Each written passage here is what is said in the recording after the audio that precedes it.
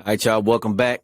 The first post Black History Month episode. Don't worry about my hair. I'm rocking that Chris Tucker and what's that? Money Talks. Yes, sir. Yeah. Rocking that right there. So anyway, man, first of all,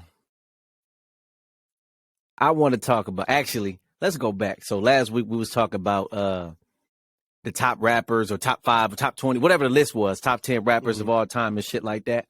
And Wayne came out and said, like, no disrespect to Jay, but like, I'm number one or whatever. Stop, bro. I was watching a podcast today, right? The old man of the three, JJ Redick. And something he said he doesn't like comparing eras. And when he said, I was like, you know what? That's a smart point to make, because every era of whatever you're talking about, every era is different. It develops. It gets better. What is it? Precede? No, whatever the word is. It gets better than the era before it. So when we looking at these fucking the LLs, the Rakims, the Kumos, the Big Daddy Kanes, all them rappers, you have to put them in their own era, that 10, 15-year stretch. Right. And then you want to move on, whatever era you want to go from 85 to 2000, however the fuck you want. No, that's 25 years. But whatever, however you want to do that stretch of years, you have to do it that way. Because from 2000 to 2010, that's a different era. But if you go 95 to 2005, you got a whole bunch of different rappers in there that you can compare eras to. Mm-hmm. Versus some other people from like 05 to 2015. So I think Wayne would dominate that. But anyway, that's just something I wanted to point out, because after JJ Redick because he was obviously talking about basketball, talking about like Kareem and Jordan and all those dudes back then, and comparing them to today's era. Like, the game is different. At least in basketball, the dudes are more skilled and more talented than the dudes back in the, the 90s, 80s, 70s and shit like that. So yeah, they'll beat the shit out of the niggas back in the day. And just because you can flagrantly foul somebody back then and it's a common foul, don't mean that shit legal today. Today, niggas will they getting the strap. You know what I mean? You fucking clothesline me out the air. That's the interesting part about it all. Because if I could average 30 back at that time where you could knock a nigga on his ass, imagine what the fuck I could score today when you can't touch me. See, and I feel like even when they have those conversations about like comparing the eras and everything like that, like, yeah, I get it. But at the same time, you got to think, if I was doing the same thing that you're doing in a more physical era with more rules, right? Or if I'm able to do more or the same in an era where there's more contact and everything else, you telling me I can't do the same in the era where there's less? And on top of that, the ones that's doing it now, the ones that are deemed more athletic and everything else, they haven't had to play in a league where the contact was as physical as those back in the day.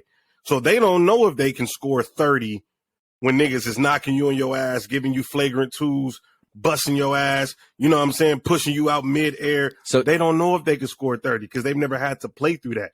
At least we know them old niggas, when they was playing in it, them niggas was still scoring 30. It was like 4 people. That's first off. Secondly, the least talented players were the roughest players. I can't do nothing else, so I might as well use these 6 fouls. But I'm not impacting the game no other kind of way. Let's say a Bill Laimbeer. I can match his physicality and all that shit with a nigga like Boogie. Who you think gonna win that battle? You think Bill Laimbeer 6'9" finna swing on Boogie at 6'11"? Hell no. Hell, yes. Boogie gonna beat that nigga ass. Side note, he might. I was listening.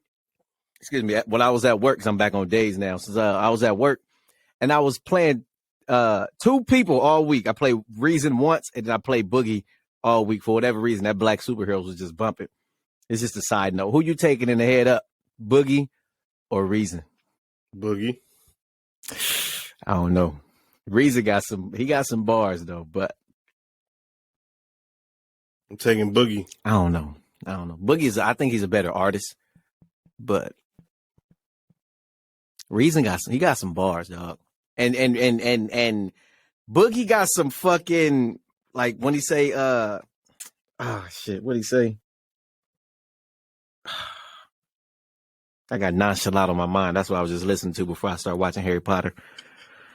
I forgot. It's these, man. It's the water I be drinking. I know I heard this one line that nigga had on Thirst 48. Some people don't know who that is. I'm not who that is, but what that is, because they wasn't on Boogie back then. But that nigga had this. It was the opening bar of the song. That nigga said, "I'm like a bougie soccer player. I can't kick it with niggas who got no goals." Like, that nigga got bars. And he been saying shit since he came in. You feel me? And no, of course, he got him for sure. Being signed to Shady and being around him and everybody else within the camp, like, you're only going to get better over time. Like, it's impossible to sit around. I don't know. I'm not gonna say he be around him like that. I'm not saying he do or he don't. I'm just saying, like, you're around him more than any other rapper that's not associated with that label. Yeah. So when you around that, like, they got a song together, at least out to the public Rainy that we Days. know of. Yeah, it might be some more. It's just that one. It's only gonna be that one. I don't know why M does that, but they give you one. But there's no way that you're gonna sit around somebody of that caliber and not improve. Bizarre. This the crazy thing about him, though. He got, like, clever, witty shit to say. It just don't really sound good coming from him. I don't really feel like he raps. Shit. He raps to be like, oh, I wowed him on a lyrical level. Like, it's just funny nigga shit. It'd be a bar in there, but it's funny, goofy nigga shit. I mean, we downplayed Bizarre, but Bizarre can actually rap. When he wants to rap, the nigga can actually rap. And I used to think he was just the worst nigga in the group of D12 for people who don't know. But no, he can actually rap. I mean, he still might be the worst in the group, but it's not a big gap as you may think between him and Swifty, Conniva, or Proof, or any of them other guys. So I was definitely going to name Conniva. Nah, Conniva got some shit. He actually got some fucking. You got to hear My Words of Weapons. He went off on that one. When they did the song where they all dissed Ja Rule, where M came on, M did the intro, do re mi la di da di da do re mi. What is that? Loose Change? That ain't Loose Change. I know what song you're talking about. I can't think of the name. Mama say, Mama sa, Mama sa. Jocko playing, knock it off. You're not too. I can't remember the name of the damn song, but damn, I need to go back to my fucking old M, man. I've been on the albums and shit. But anyway, let's get back to the podcast. I'm chilling.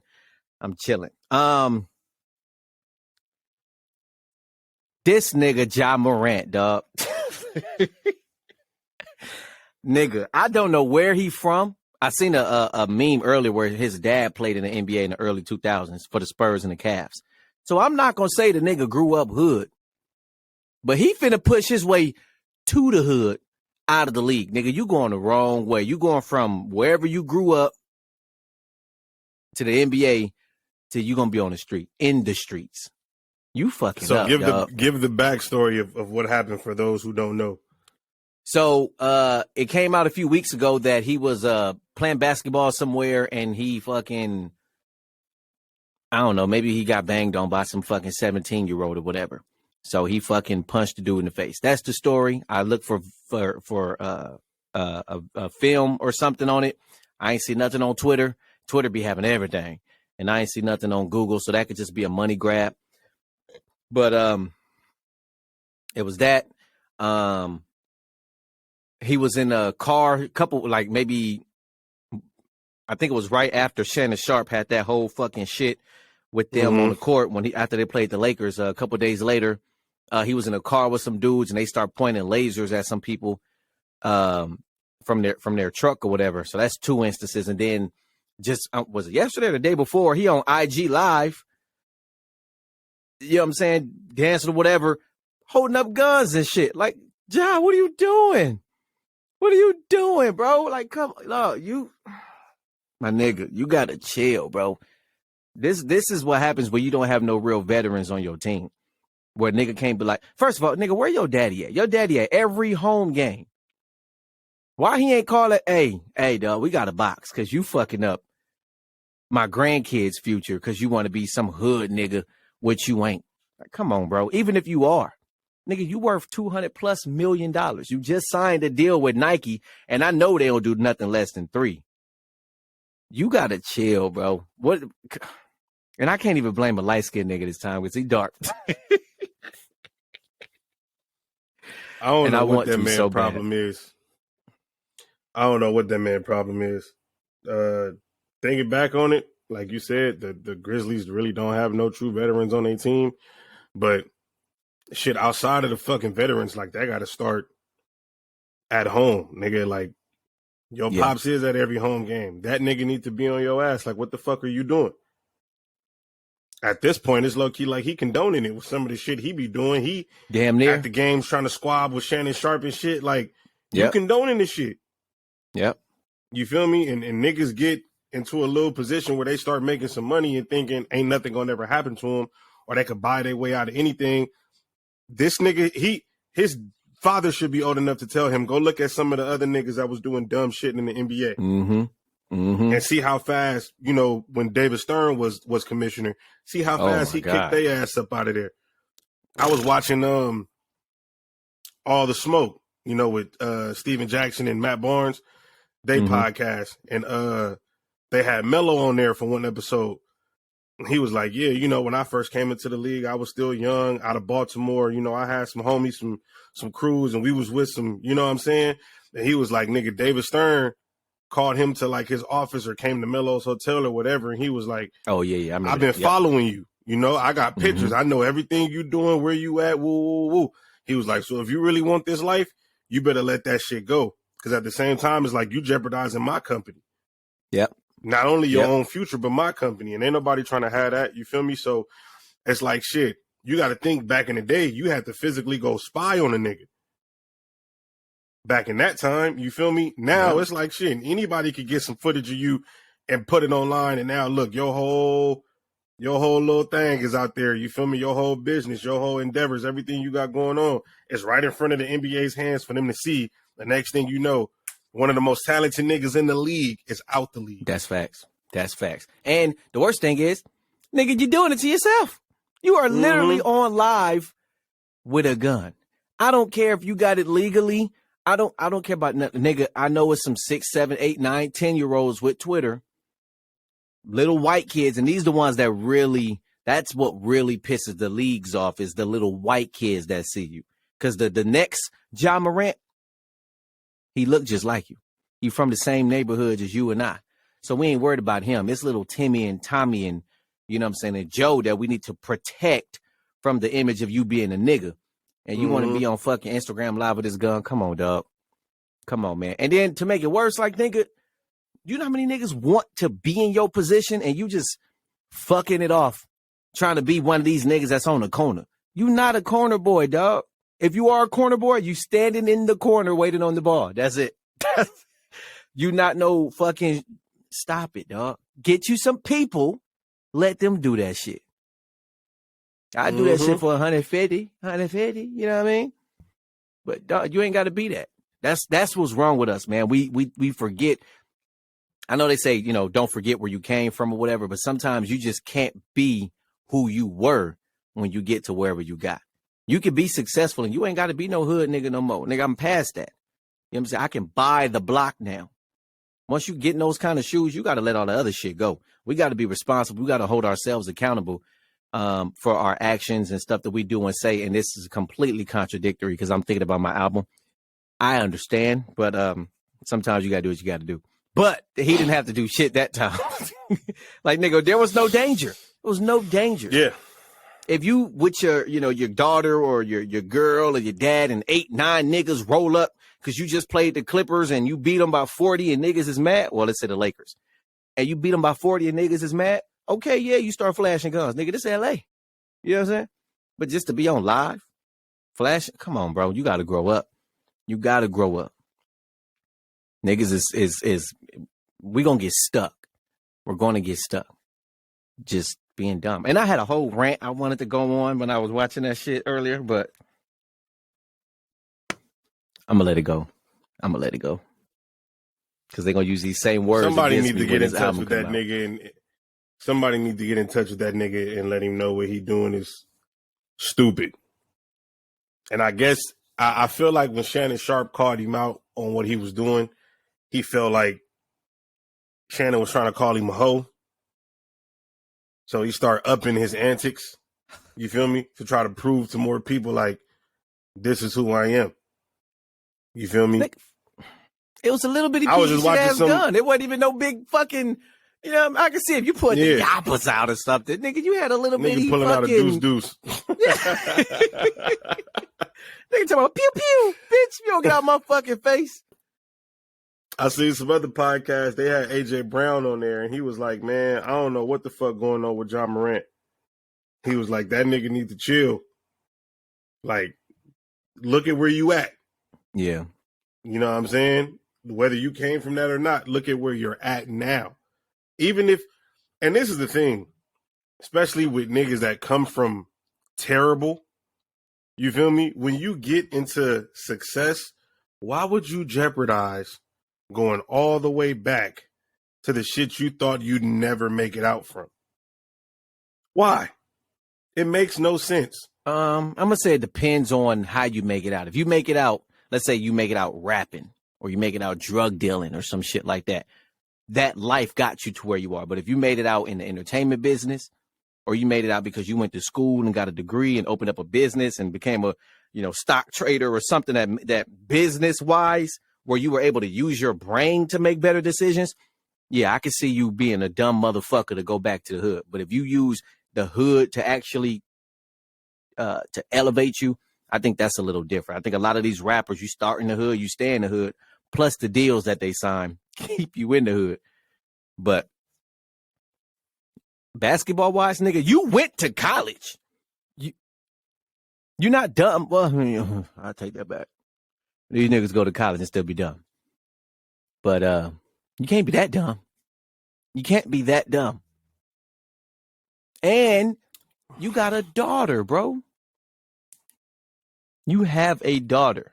Some fucking meme I seen said, whole ass niggas get daughters. Real niggas get sons. 3 for 3. Oh, man. But I'm going to leave that alone. I'm just saying, man, these niggas is, I don't know, man. It's,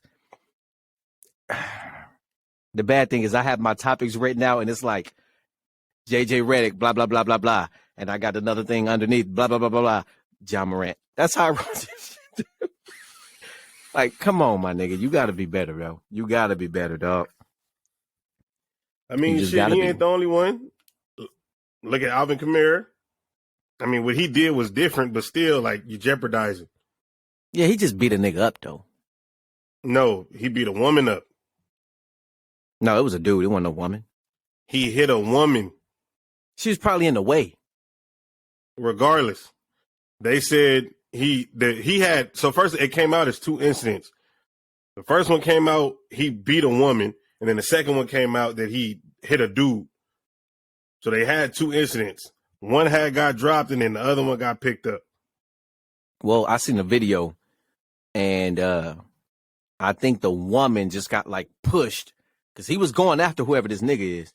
And it was a woman just in the way. And you see the dude just falling between the wall, the lady, and you see the dude falling between them. And then Alvin just running to him. So I think she just got pushed. I seen it. And once I saw that part, I was like, yeah, let me get past it. Cause I ain't want that fucking up my day. I was having a good day. And, you know, not only was he being dumb too, he's a New Orleans Saint. And fuck them. I just mean, like, at the point, when do y'all stop going out without security?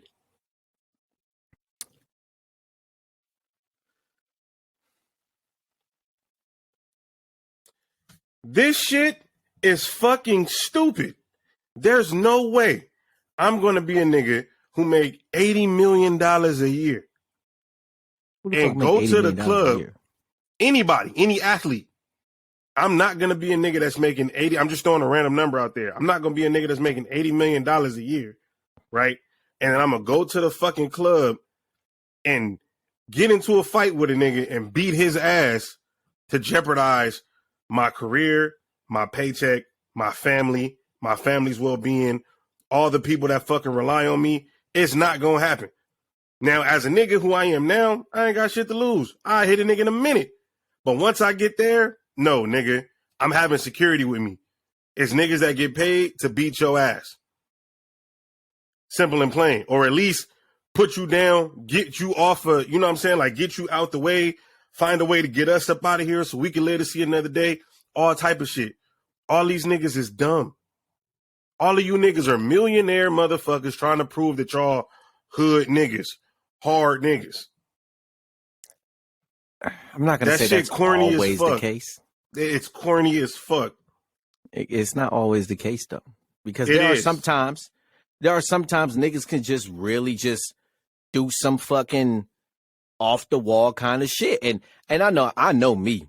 I know I'm quick. I don't care if I got security. A nigga do something, say something wrong shit, and you know, a word shouldn't. Nah, nigga, it's certain words. You know what I'm saying? And there's certain things you can do to a person that can just take them to 10. And I'm gonna come after you, security or not. Nigga, you better be 6'8", 350 if you think you finna hold me back. Cause I'm going after him.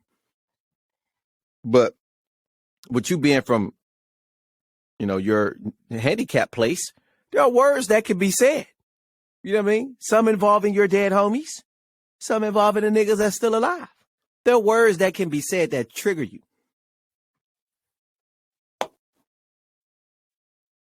You know what I mean?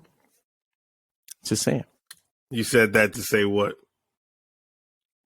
Sometimes a nigga can just trigger you. Let's say if we in LA right now, I'm chilling, minding my business, and the nigga come through and they start saying the wrong shit about the hood or my dead ones. That's instant 10. I have to come and get you because you hit a part of me that hurts. You see what I'm saying? Same thing with you. Same thing with probably, I don't know what the fuck happened with the Alvin Kamara situation. I don't know. But for a lot of these niggas, that can happen. And then you dealing with motherfuckers who all they know is to be physically abusive to the opponent. My job is to run through and crack this nigga's skull because he was talking shit on the last play. And then they were in fucking Vegas, you know, and you know Vegas. You know Vegas. Everybody come to Vegas and be on some other kind of bullshit. So I'm just saying, at some point in a nigga life, you got to understand when you in a certain tax bracket, you have to learn how to do things differently. You just have to. There's certain things that I refuse to jeopardize because a nigga said some shit. I refuse. Now, that don't mean I might not send somebody to come see you, but I am not about to get my hands dirty. Y'all gonna have to do a lot of connecting the dots to find out who sent such and such to such and such. But me physically, I'm not about to get my hands dirty when I'm in that position of so many people who depend on me and everything that I've built and set up. It's not gonna happen. I don't know if I can say the same. I don't know. Look, you can lose money the same way you can make money. Speaking of losing money, this just hit my brain. You know, Nike and Kanye are supposed to be, or Adidas and Kanye supposed to be teaming up again, at least to sell the last bit of their inventory. They want Kanye back because all their sales went down the shitter when he left. Because they wasn't selling them ugly ass, expensive ass water shoes called Yeezys. If I was him, I wouldn't go back. Fuck y'all. No. He got to. Not that he has to, but he should. Because this is what it shows. Your shoes were selling, your stock rose, everything was good for Adidas when I was there. After you let me go, you see how I'm the power. Now you're going to bring me back. We're not going to hit the same numbers because the niggas still not going to fuck with Adidas. But at least now we can use me as the selling point to sell some of this inventory because they got to get rid of those shoes or they wasting money, which if I'm him, depending on his take, because it was like $500 million worth of inventory or whatever. Yeah, let me go ahead and make my bread off that. But after that, I'm gone. And you're going to see just how fast Adidas falls. because you wasn't really shit. You had your little classic shell toe, maybe a couple tracksuits here and there. Nobody was really fucking with Adidas. That's why he was going over to Old Navy. And I was the first nigga to buy stock in that shit. As soon as I seen it, I'm Banana right there. Republic beep. and Gap. But yeah, it was Gap, not fucking, yeah. But wherever he go, that's where the money is. Well, this is what I think the problem really is. He's making a smart business decision. No, this is what I think the problem really is. They realized that when they dropped that nigga, they still had to pay him. On top of that, because his contract wasn't over. So on top of that, you drop this nigga, you still gotta fucking pay him. He's not. I think here. he was out of his contract. I think they voided the contract. They dropped him. I think that's how it happened. Him. They dropped him, and that's how it voided. But he came out and said, because my contract wasn't fulfilled as far as our terms and length, they still have to pay me. That's why he was like, when everybody was like, "Oh, you're not a billionaire. Now you're worth $400 million." He was like, "Niggas don't know shit. I still have to get paid. What did I really lose?" And I'm like, damn, that's smart as fuck. But I think that's what they realized. We dropped this nigga. We still got to pay him. He not here. Our sales plummeted. So let's just go ahead and try to bring this nigga back. We still got to pay him anyway. Might as well put his face back with the brand, see if we can get some of those people to come. You know what I'm saying? Yep. No, they trying to use that nigga. That's why I said if I was Kanye, I would say, fuck y'all. I'm not coming back. Keep paying me till this contract is over. And y'all niggas gonna see you losing money, but you still gotta fucking pay me anyway. And that's what you bitch ass niggas get for doing me the way you did me. Yep. I ain't mad at him. I still don't really fuck with, a lot of the shit that he do and say, but the nigga he's making some smart moves. And as long as he never drops another album, I think he'll be fine the rest of his life. And keep his kids out of music too, because I don't want to hear nothing. We don't have no Kardashian rappers, and we don't need nothing. Them bitches have ruined black men. Ruined them. But God damn. At one point in time, you start ruining yourself. I mean, if you want to dance with the devil, yeah. That's what I'm saying. I can't blame them for ruining black men, because after so many niggas, y'all still didn't learn y'all lesson? No, nigga. That's like if I see you and 3 other niggas walk into a house and come out on fire, and then I say, let me go in that house and ain't nothing gonna happen to me. That's stupid. When I walk my ass back out and I'm gonna be on fire. Like, at what point do you niggas watch and say, she fucked up this nigga life, that nigga life, that nigga life? Oh no, but I could be the one that. No, you started fucking up yourself. Niggas don't learn. So basically, it's just something there is something that attracts you to it. So you say, we all walk in the house. Well, what if the house smell like fried chicken and collard greens? Nigga, you're going. I know you're going. I don't even like collard greens. But the fact remains, it's still. Give me your black heart. Give it here. There you go. The fact remains that still, I'm just gonna take it out the screen. I'm not about to fucking watch what happens to multiple motherfuckers and then still try to go do the same. It's like what they always say: a fool is somebody that does the same thing but expects different results. Like, all y'all fucking with the same hoes. You seeing how these other niggas' lives is turning out, but you feel like you the nigga that can make it happen, and everything about the relationship gonna be successful. No. So let me ask a question then. So between, who was there? Reggie Bush, the dude she married, Ray J.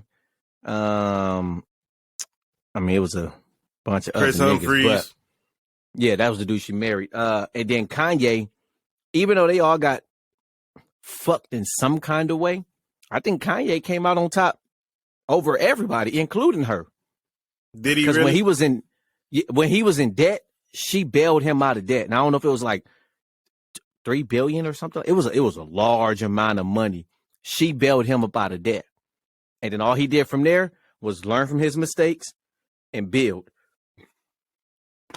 Now, family-wise, that's a whole different thing. That's personal life, and I'll stay out of that. But, excuse me, as far as his business and his music and shit, he was fucking, like I say, he was down in debt. She bailed that nigga out of debt, and he been climbing ever since. So do you know what else he did? Even Ray J made a lot of money off of the sex tape, but I think they be signing these NDAs, and these NDAs start wearing off, and that's when niggas start telling shit because that money start wearing out or going away. He said that. He said that whole sex tape thing was her mother's idea. Mm-hmm.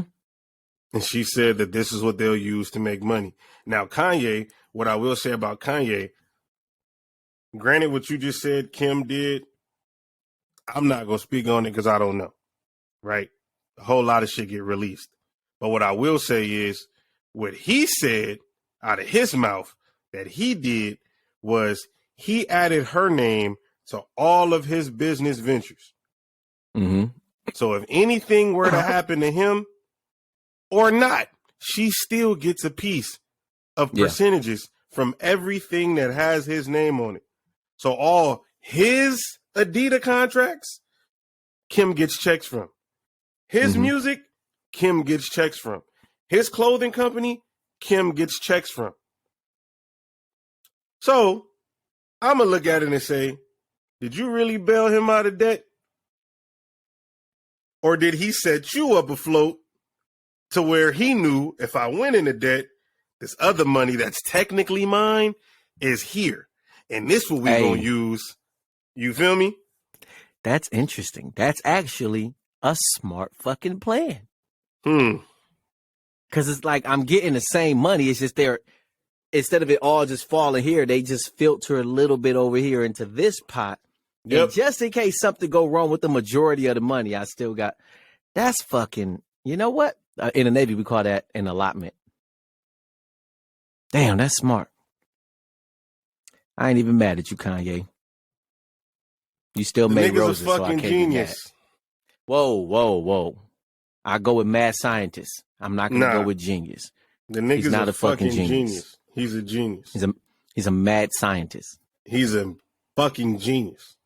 Musically. He's a musical genius. He's a musical genius. That's what I'm getting at. But maybe. Still. He's a scientist. Yeah. Anyway, that's all my topics. I got this little saying that I wanted to talk about. What we at? 32 minutes. So I was on, excuse me, I was on Instagram, and I was watching this dude. He's a Marine. You know, he had different videos or whatever, but I came across this one, and he was like, you need an op, right?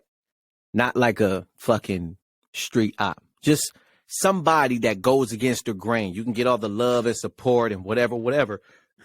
But you need somebody to keep you on your toes, keep you sharp. You know what I'm saying? Because too much love and too much support and comfort, that shit make you fat and lazy. You need somebody that's going to fucking not necessarily hate on you, but hate on you. So you can have somebody to prove wrong, somebody that can challenge you, somebody that can push you. And I heard that shit, and I never put it in that perspective, but I think I've always been that person to myself and some of the people I've been around. I know I've been an op to you. I know that. That's facts. But it's just because I never want the people to get lazy. I never want you to feel like, I scored 20 points a game consistently. Like, nigga, you can't give me 21. You know what I'm saying? What if it's 100 to 100 and I get triple team? Can you give me one extra bucket? Okay. You know what I'm saying? Like, just keep pushing the needle, keep making yourself better, keep grinding to just stay on top or stay at your peak and keep pushing your peak to newer heights. I think some people see that as a negative thing that I do, but I don't want nobody to get lazy and complacent because I know what it does. I've done it. I've been lazy. I've been complacent. But when I do get on my grind, I get on my track and I start moving, ain't shit stopping me. And I think I see that in certain people, and I want them to grow and I want them to get better. You know what I'm saying? Especially you with your music. And I know you say you drop another album. The rest, I probably am telling all your secrets, but whatever. You know, that's just what I do. That's why I got to talk to the other niggas that's supposed to be in the group that we was making and just keep negatively complimenting them to just keep pushing them. You know what I mean? That's what them backhanded compliments, dog. Them shits are so methodically thought of. That where it's like, he said it was good, but he said it was like the best trash he ever heard. Like, you know what I'm saying? Like, you're the best, worst player I've ever seen. Like, it's some shit like that. That's what'll make me get on my Ja Morant right there. Backhanded, if a nigga tell me I'm the best, worst nigga you've ever heard, like, I'm about to be on IG waving them things too. You got me fucked up. But at least you're the best. You know what I'm saying? You're the best worst, nigga. You can't even, that don't even balance the fuck out. Yes, it does. There's a group of people who are the best, and then there's a group of people who are the worst. And of the worst, you're the best of them. You're not the worst of the best. I'm coming out waving, nigga. You just got to be honest with it. You know what I mean? You got to be honest with it. Nah, we letting off. That's the most disrespectful. But I'm gonna say that for sure. I think for sure everybody. And if not, and if you think about it, if you seen like The Last Dance or some shit like that, Jordan did that. He created or made something a bigger deal than it needed to be to give himself motivation. And I think we all need that to just get up and do your daily affirmations or whatever. I don't think that's enough because you could just tell yourself, hey, you are great. And you can think being great is just getting up, going to work, coming home, eating, taking a bath, going to sleep. You could think that's great. But if I tell you, hey, that's all right. But you know what I'm saying? If you went to the gym, you could be greater. If you read a book. I feel like a lot of people, their ops are what they see on social media. Because they start downing themselves, looking at what another motherfucker got, where they're at, how old they are, the success that they have, and then they'll compare all of that to their self. Damn, this motherfucker. I be looking at that shit sometimes myself. Damn, I'm older than this nigga in the NBA. Nigga making $30 million a year. God damn, this nigga rapping. He 21. I did that one time with Harrison Barnes. We're the same age. And his first contract, I think he was 21, 22. I think we're the same age or I'm a year older. And they got an $80 million contract on his second contract. I was pissed. I was like, nigga, you're not even that good. At least I try to be the best at what I do at my job when I was back in the Navy, saving the world and shit. But you're not even that good. You getting 80 million. Oh, I was fucking heated. I was heated. But then I had to look at it and say, in his field, this is what mediocre talent is worth when you overrate his worth. If I was in his shoes, not in his shoes, if I was in his field, obviously I would be worth more. So I had to judge myself based on that. Hell no, I can't go to Cabo. I got too many goddamn kids. But you know what I can do? Me and my family could pack up and we can go to Vegas and I can make memories with my children instead of just going to Cabo or getting flued out like some of the managers do. You know what I'm saying? And then telling them, oh, no, we're not having sex. Well, bitch, you're going to be homeless for the weekend. That's just how I feel about it. It's just how I feel about it. We're just going to get into this for a second. Yes, I'm about to get you canceled. If you fly a girl out, is she supposed to give it up? I'm not flying out shit. Let's just start there. Hey. Let's just stick with the story. Let's stick with the story. Come on now. If you fly a girl out, is she supposed to give it up? Do we have any women that listen to this podcast? A lot. Okay. I just wasn't sure. I'm going to put it like this. I don't feel like somebody's supposed to do anything, but I feel like you should know what it is if you accept this flight. You feel me? Okay. So I'm not going to say, listen, I'm not going to say supposed to like it's forced. You feel me? I'm not going to say that, but you should know what I'm trying to lead this to if you accept this flight and you get on that motherfucker and you fly out here. So what about when you take a girl to dinner Right? Because so listen, you flew her out. You have expectations that this is supposed to happen. You invite her to dinner. She has expectations that you're supposed to pay. What then? Double Dutch. That's what we doing. Because I feel like everybody could remove their expectations of who's supposed to do what and what's supposed to happen. Yeah. I heard a nigga say this on a podcast, right? I think he was on Angela Yee's new podcast. And he was like, I'm not taking no woman out on no date. I'm not doing none of that shit. So, you know, all the women on the podcast, they, what? That's crazy. And he was like, no, listen. He was like, I'll meet you. We'll start talking. I'll take you out on a date, get you flowers, pick you up, drop you off, XYZ, take you out of town, take you on trips. All of these things to show you that I'm interested in you, because me just talking to you on the phone ain't going to be enough for you as a woman. Right. So if I got to do all of this monetary shit to get you to see that I'm really interested in you, I'm probably $5,000 in the hole over 3-4 months. Yeah. You feel me? After that, you wake up one day and say, hey, me and my ex are thinking about working things out. This isn't going to work. Now, this nigga done did all of this outside of his time, his money, and everything else he's invested in you to not only show, but to prove to you that he's really interested in you and he wants you. And let's say you ain't gave up none this whole time. It's okay to just walk away from all of that and be like, oh yeah, me and my ex finna work things out. No. So he said, you pay for you, I pay for me, until we figure out what the fuck this is. Once we figure out what the fuck this is, then we can on and off. I got you Saturday, you got me Sunday. But he was like to just come out. Huh? Go ahead. He was like to just come out and be like, oh yeah, everything should be on the man for you to be able to wake up one day and walk, call this man and say, this ain't gonna work.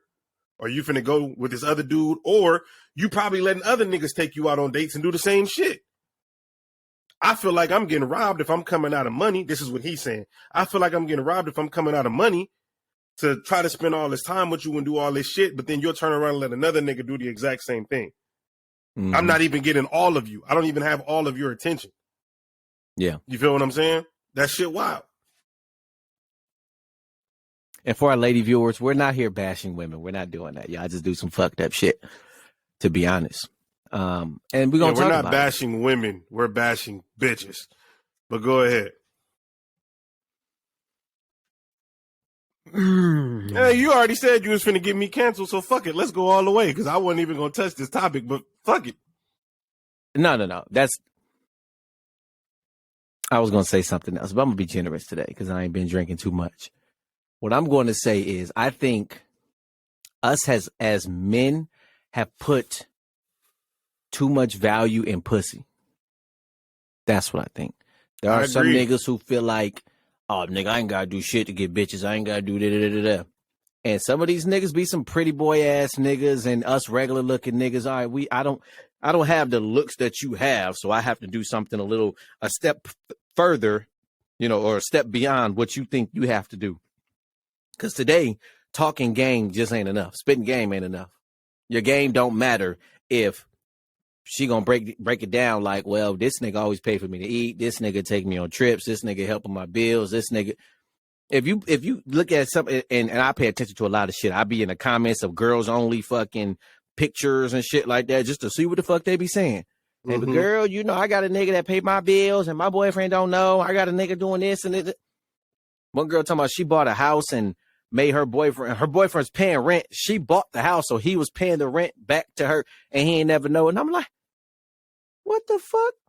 And if you see like it was some singer. She was like, hey, tell me your deepest secrets or some shit. And all these girls talk about how they went on trips and, was fucking somebody else and came home and did this with their boyfriend. One girl came home pregnant. One girl had just fucked the dude and let her boyfriend eat her out. And I'm like, bro, y'all are just beyond just ridiculous, to say the least. Mm-hmm. Like I said, I ain't trying to bash nobody. I'm just saying the pussy has been overvalued because a lot of us ain't even looking at the rest of the woman. We just trying to fuck. We're just trying to fuck. They know we're trying to fuck, so they trying to juice us for everything that they can get out of us, and then have a choice whether they gonna fuck or not. Both parties know it's a game. Both parties know it's a game. But niggas look at bitches as just we're pussy. Losing. But this is what I'm saying. Niggas look at bitches as just pussy, and bitches look at niggas as ATMs. Yeah. So if she finna try to get what she gonna try to get out of me, I'm gonna try to get what the fuck I'm gonna try to get out of her. Now it's coming down to a battle of the sexes. Who gonna give in first? And it's gonna forever be a problem until motherfuckers look at more than just what they've been looking at this entire time. I can't say I all the way agree with that because, like I said, there are some niggas who just have the looks. So let's say, well, because in my house, you know, she like Chris Brown. So if Chris Brown come around, she just gonna throw the pussy at Chris Brown. And it's a bunch of bitches who just throw the pussy at Chris Brown just because he's Chris Brown, right? Just because of either how he looks or his talent, one of the two. Versus a nigga like me who might have to work a little bit harder. What's the value of the pussy to me who might have to work a little harder than a nigga who might be a singer and a dancer and a light-skinned pretty boy nigga? You know what I mean? The value of it is different. At that point, I don't want it. At that point, I don't want it. Well, I mean, I'm not going to see her, you know, not her specifically. I'm just talking about women who love Chris Brown. But you'll never see them throwing a pussy at one of these celebrity niggas because they'll fuck them for free. They will literally fuck a rapper or an entertainer or whatever for free. Hey, have her come up to my room. Hey, you know, you in the club, the VIP, you pull her over. They'll fuck you for free. But this is the thing. The end all be all is the same, right?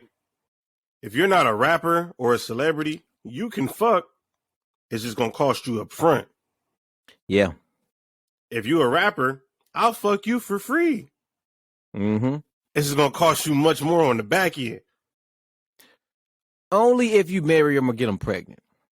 I mean, but this is what they do, right? They'll take the small L to try to get the big win later. I don't know if it's an L because these are like niggas that they lust over. I mean, hey, we grew up at a time where it was 12 bitches in the house fighting over Flavor Flav. Now you find me one woman on this earth that lusted over Flavor Flav. One. Give me half of one. Give me half of one. I thank you. So that's my point. They'll sacrifice the pussy for a small L. Because even in the end, if you fuck a rapper and he dump you off to the side, now you just got bragging rights. That's it. Yeah. But if you fuck a rapper and he keep coming back, now you finna start getting treatments. Yeah. Oh, yeah, for sure. You feel what I'm saying? For sure. That's what I'm saying. So they're willing to give it up to them niggas for free up first because in their mind, they trying to play the long game. Now, it's up to you or that rapper or celebrity on how long that game really lasts. Some bragging bitches make it quite a while. I said bragging rights ain't worth it, especially because I know a lot of celebrities make these girls sign NDAs. You gonna sign this NDA if we gonna do anything, because I don't need you out there just trying to record and tell niggas and all that shit. Like, you know what I mean? Now, and it might be worth it to some degree signing an NDA. But if I'm like let's say I'm in a basketball player and I'm in the NBA and I know I'm gonna play fucking Houston, 4 times a year. We gonna sign this NDA, but every time I come back to Houston, I'm hitting you up. You know what I mean?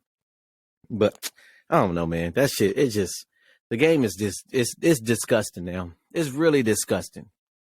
It's really disgusting. And some other podcasts I was talking to was like niggas was telling women how men have the value and all this other shit. And when I first heard it, I'm like, nigga, that's the dumbest shit I've ever heard.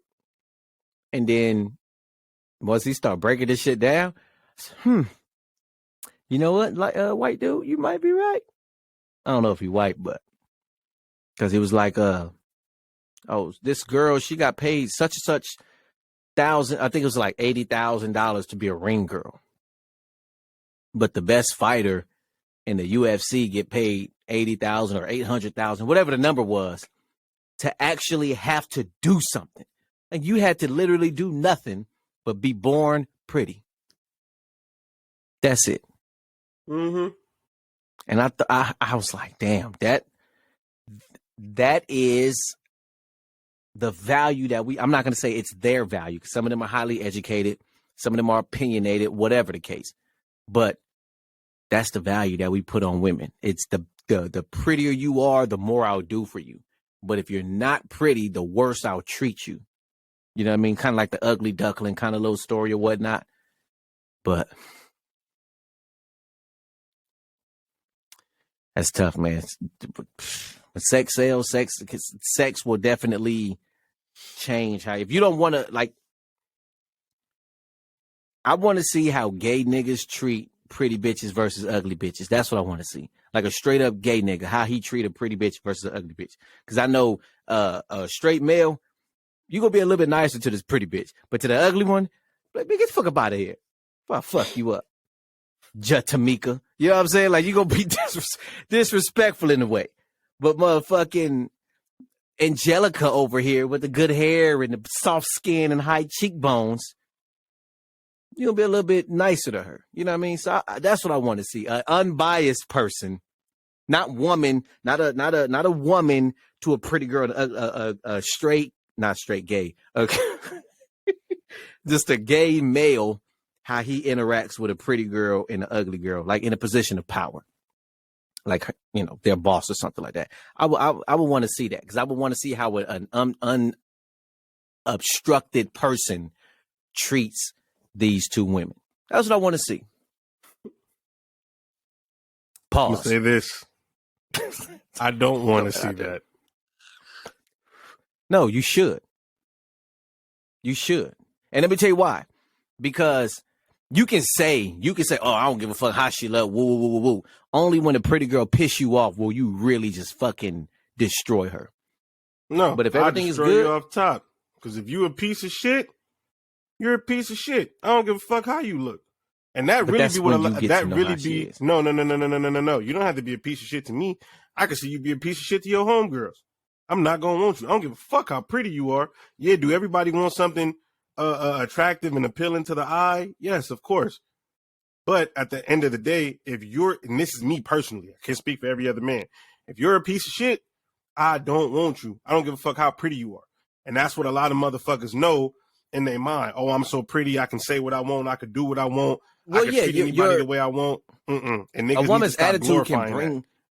Yeah, a woman's attitude can bring down her visual aspect, because you're an ugly person on the inside. It brings your outside looks down. Yeah, well, I get that, but I'm just saying, as far as like,